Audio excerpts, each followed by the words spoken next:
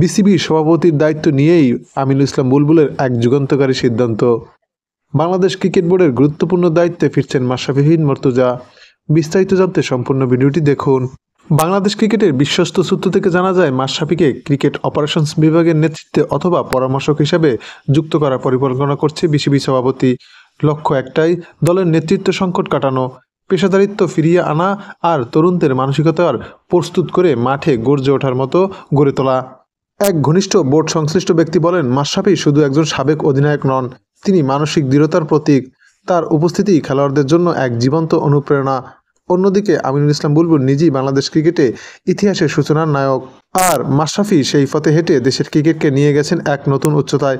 এখন যদি এই দুই কিংবদন্তি এক টেবিলে বসে সিদ্ধান্ত নেন, তবে তা হতে পারে বাংলাদেশ ক্রিকেটের জন্য এক নতুন যুগান্তকারী সূচনা।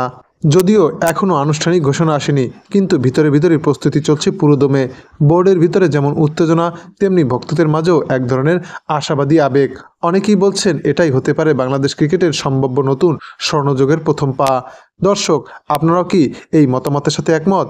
তাহলে আপনাদেরও মতামত জানিয়ে দিন আমাদের এই চ্যানেলের কমেন্টসের মাধ্যমে।